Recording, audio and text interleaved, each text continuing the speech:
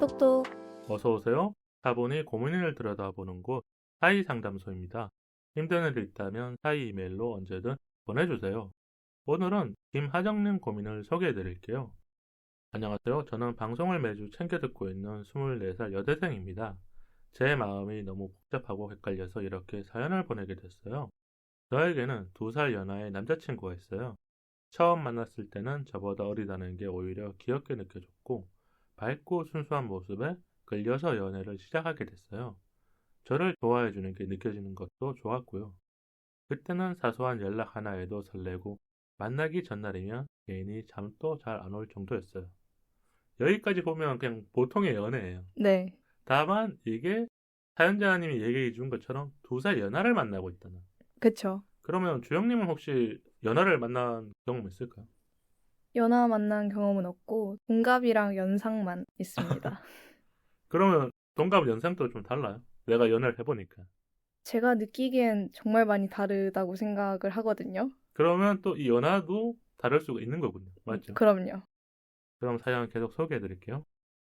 그런데 시간이 지나면서 설렘이 점점 사라지기 시작했어요. 연락이 와도 예전처럼 기다려주지 않고 데이트를 해도 오늘 뭐 하지라는 고민보다 굳이 나가야 하나라는 생각이 먼저 들 때도 있어요. 분명 좋은 사람이고 저한테도 잘해주는데 이상하게 감정이 따라주지 않아요. 저희는 생각보다 너무 다른 점이 많더라고요. 저는 약간 현실적이고 계획적인 편이에요. 미래에 대한 고민도 많고 시간이나 약속도 중요하게 생각하는 스타일인데 남친은 지금 이 순간이 즐거운 게 더 중요한 사람이에요. 주영님, 이렇게 성향이 다른 연애를 할 때 힘든 점들이 생기잖아. 네. 주영님도 혹시 그런 적 있을까요? 내가 좀 성향이 달랐던 점. 있어요. 저도. 그러면 이거를 솔직하게 말하는 편이에요? 아니면 일단은 기다려주는 편이에요? 저는 제가 일단 최대한 배려를 해주되 제가 못 참는 선이 이제 있을 거 아니에요. 조금 힘들다 싶은 순간에는 솔직하게 얘기를 하는 편이에요. 그러면 여기 이야기를 봤었을 때 두 분이 많이 다른 것 같아요? 아니면 이 정도는 괜찮은 것 같아요? 음, 아직까진 엄청 다르다는 생각은 안 드는 것 음. 같아요. 그러니까 조금 다른데 맞춰줄 수 있을 네네네. 정도, 타협할 수 있을 것 같다는 생각이 대화로 드는 것 하면 같아요. 풀어갈 수 있는 네네네. 정도인데 이 다음에 또 뭔가가 있는 것 같긴 해요. 네. 즉흥적으로 지금 보러 갈까라 하는 걸 좋아하고 약속 시간도 조금은 가볍게 생각하는 편이에요. 그런 모습이 자유롭고 좋아 보였는데 요즘은 그게 스트레스로 느껴져요. 제가 시험 기간이라 예민해져 있을 때 저는 오늘은 공부해야 해서 못 만나라고 했는데 남친은 계속 잠깐만 얼굴 보면 안 돼. 30분만 보자 이렇게 말하더라고요. 형님은 어떻게 했을 것 같아요? 남자친구가 30분만 보자라고 하면. 그러니까 좋죠. 이거는 오히려 그러니까 여기에서는 열려 있는 거군요. 네. 이제 근데 정말 정 안 되면 그럼 반대인 경우 남자친구가 나 네. 시험 기간 한 달 동안 우리 안 볼 거야 이렇게 딱 말을 해버린다면 주영님은 어떻게 할 것 같아요? 한 달이면 너무 멀긴 한데 그래도 타협 조율을 해보지 않을까요? 일정을? 그러니까 한 달은 너무 무리일 것 네, 같아라는 제가 솔직하게 말을 얘기를 할 것 같아요. 하실 것 같네, 그럼. 네. 그러면 요 사연 다 들어보고 같이 이야기 네, 나눠볼게요. 좋습니다.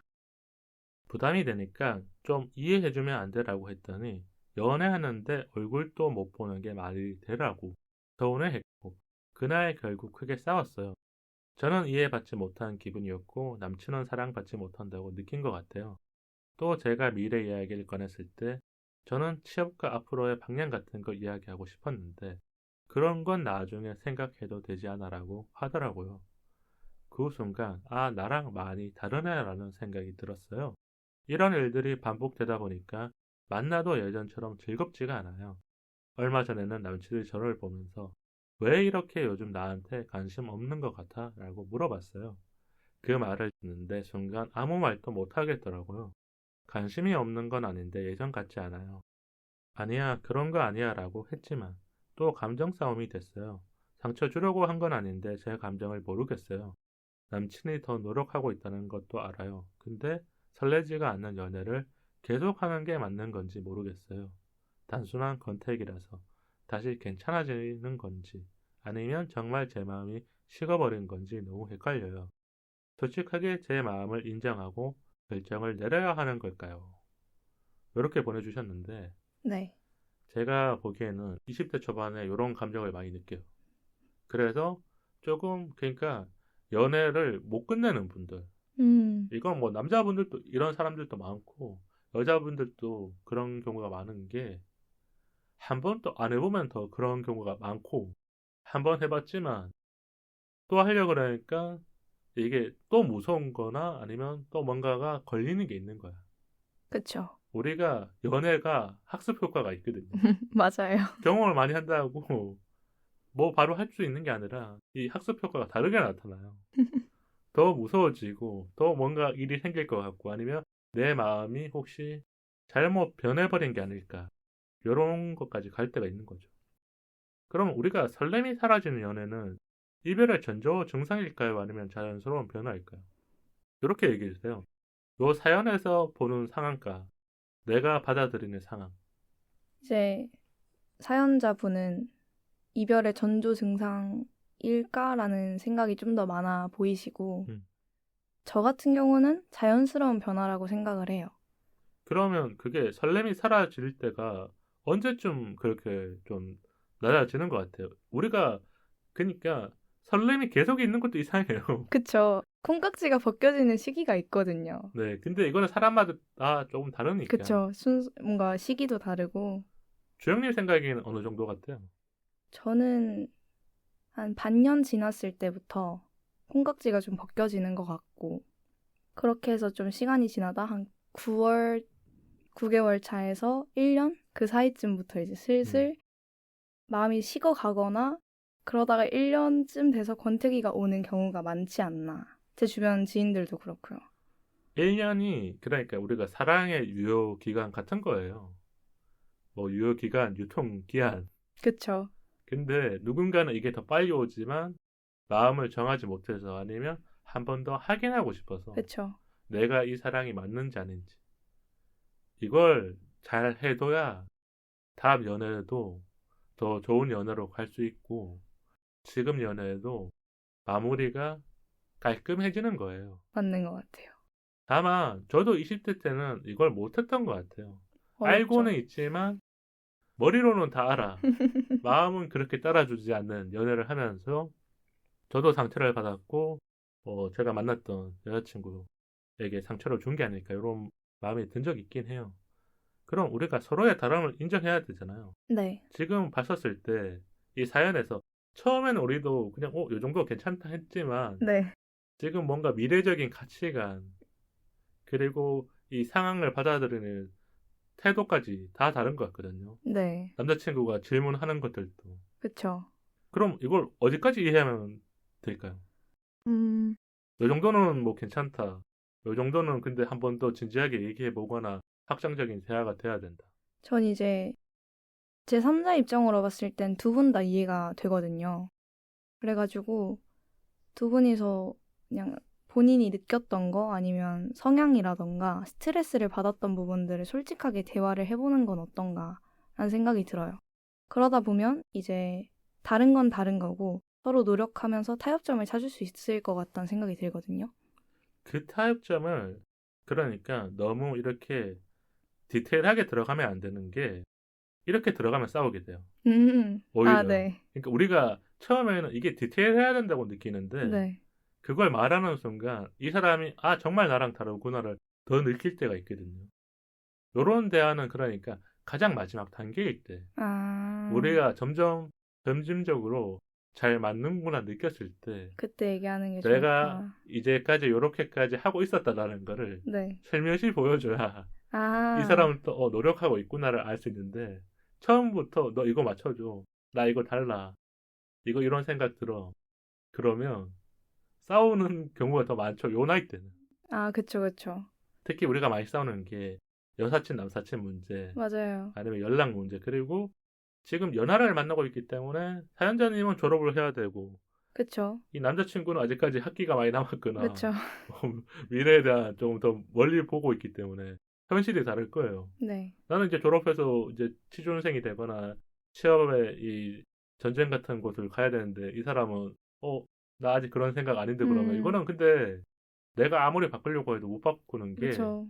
한경에 도달했을 때 이 남자친구가 취준생이 되게 힘들고 뭔가를 해야 된다는 거를 팍 느끼지. 지금 내가 감정만으로 나 요즘 힘들고 취준생이어서 마음 복잡해 그러면 위로는 해줄 수 있지만 이게 깊은 위로는 안 될 거예요. 연하를 만나본 적이 없어서 확실히 어렵긴 하네요, 이게. 그러니까 요때부터 이제 갭 차이를 느끼면서 처음에는 연하에 대한 감정은 별로 없었을 것 같긴 해요. 나이 차가 뭐 엄청 나는 게 아니니까. 네, 2살이니까. 근데 갈수록 그거를 점점 느끼는데 여기에 꽂히는 거죠. 너가 2살 어리니까 이런 마음이 드는 거야.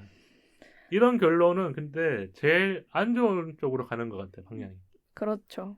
우리가 사랑이 다르는데 조건 중에서 나이 때문에 안 맞는다 그러면 솔직히 말하면 이게 살짝은 핑계인 것 같긴 하거든요. 네. 그러면 혹시 이 권태기와 좀 식는 마음을 구분하는 방법이 있을까요? 여자분들은 이런 걸로 조금 이렇게 나눠진다.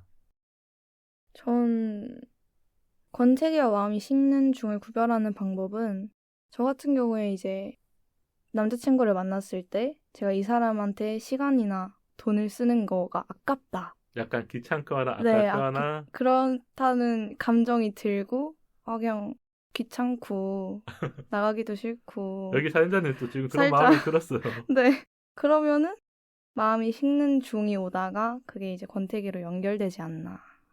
그러면 요 식는 중에 남자친구 어떤 행동을 하면 다시 제로 베이스가 돼요. 내가 식는 중이었는데 돌아가는 그러니까 좋은 쪽으로. 저는 이제 항상 최선을 다해서 연애를 하는 스타일이어서 음. 아마 마음이 식는 중이라고 느꼈을 땐 남자친구도 분명 느꼈을 거라고 생각을 해요. 네, 그러니까 서로가 느끼는 서로가 거고. 그쵸? 서로가 느끼다 보니까 이때에 저는 대화를 많이 했어요. 아까 말했듯이 요즘에 좀 감정 상태가 예전과 같지 않다. 그러면 이 대화의 포인트가 뭐에 맞춰져 있을 때 그래도 내가 안정적인 대화를 했다라고 볼 수 있어요.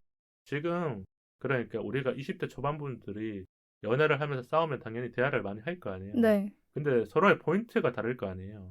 나는 이걸 바랐는데 남자친구가 헛소리를 하거나 다른 얘기를 음, 하면 나는 이렇게 생각한 게 아닌데라고 넘어가거나 좀 이렇게 싸우는 경우가 되는 거고. 근데 이런 게 좀 맞으니까 이 사람이랑 이런 대화 해봐야지라고 연결됐을 때가 있을 거 아니에요. 이 사람이 나를 위해 노력해줄 수 있는가? 지금 음. 노력할 마음이 있는가? 그런 태도를 좀 많이 보는 것 같아요. 그러니까 제일 중요한 게 연애의 끝은 항상 그 사랑을 확인하고 이 사람이 나한테 진짜 진심으로 다 하고 있는지 우리가 진심이 아니면 더 만나고 싶지 않다는 걸 느끼잖아요. 그쵸? 근데 그 진심을 확인하는 거는 평소에도 할 수 있지만 이별이 가까워졌을 때 여자분들이 한 번 더 확인하려고 하거나 맞아요. 이런 장치적인 무언가를 넣어놓잖아요. 그러니까 뭔가 이게 테스트까지 아니어도 이런 걸 넣고 이게 참 남자친구가 이런 모습에서 갑자기 노력하거나 변화되면 또 괜찮다. 계속하고 약간 그런 거 있죠. 있죠. 이제 저도 고민을 하다 얘기를 했는데 이제 태도가 그렇지 않다면 좀 헤어짐을 결정할 때 좀 빨리 가는 것 같기도 하고. 그래서 우리가 이런 상황들이 생겼을 때 어떻게 해야 하는지 대화를 풀어나가는지를 더 보게 되는 것 같아요. 평소에는 솔직히 그런 모습을 볼 일이 없어요. 맞아요. 영화 재밌게 보고 밥 맛있게 먹고 재밌는 얘기 뭐 드라마 얘기 그쵸, 뭐 그쵸. 친구 얘기 재밌게 하는데 뭐 그런 면모를 보지 못하잖아요. 근데 싸우고 나서 화해할 때는 이 사람이 나를 얼마나 더 배려해 주는지 아니면 이 관계를 얼마나 진지하게 보고 그쵸. 있는지 소중하게 하고 있는지. 가볍게 보는 사람이라면 빨리 끊어내야 되고 네. 다만 제가 보기에는 이 사연자님이 마음이 변하긴 했었어요. 네. 근데 이거를 남자친구가 뭔가 한다고 해서 바뀔 것 같으면 연상이기 때문에 할 수는 있긴 해요. 네. 맞잖아. 그러니까 우리가 원래 2살 많은 사람이라면 이렇게 해보자. 같이 뭐 하자 하면 하잖아요. 따라오죠. 그쵸. 네. 그렇게 했을 때 만족스러우면 요게 이별까지는 안 갈 것 같아요. 네. 이게 만족스럽지 않다면 이별을 어떻게 잘 해야 될지를 그때부터 고민해야 되죠. 근데 제 생각에는 이별을 어떻게 잘 해야 될지에 고민은 아직 오기 전이거나 아니면 다리만 걸쳐놓은 상황. 네. 그래서 우리 얘기를 듣고 이 다리를 뺄 건지, 다리를 깊게 넣을 건지, 그거는 사연자님이 직접 이제 경험하면서 알 수 있는 거죠. 네. 혹시 그럼 주영님이 이 사연자님한테 짧게 한마디 해준다면 어떤 얘기를 해줄 것 같아요? 제가 하고 싶은 말은 이제 이전에 데이트했던 장소에 다시 가보는 건 어떤가. 그러면 그때 가졌던 감정들이 다시 추억 소원처럼 네. 되기도 하고 대화가 딱딱해지는 게 아니라 조금은 말랑해져서 네. 우리가 직설적으로 하는 이야기들도 풀리기도 하고 나도 오해를 안 하고 그쵸. 남자친구도 내 이야기에 오해를 덜 하는 거죠. 그쵸. 그러면 요 방법은 확실히 좋을 것 같다. 근데 이거 주영님 얘긴데 제가 거의 밥상 차려놓은 거에 숟가락을 얹은 것처럼 얘기한 것 같아갖고 아니요. 그래도 주영님이 잘 얘기해 주셨으니까 하정님이 우리 이야기 듣고 좋은 결정을 내리시길 바랄게요. 그럼 오늘 사연은 여기서 마칠게요. 사연 보내주셔서 감사드리며 꼭 잘 해결되시길 바랄게요.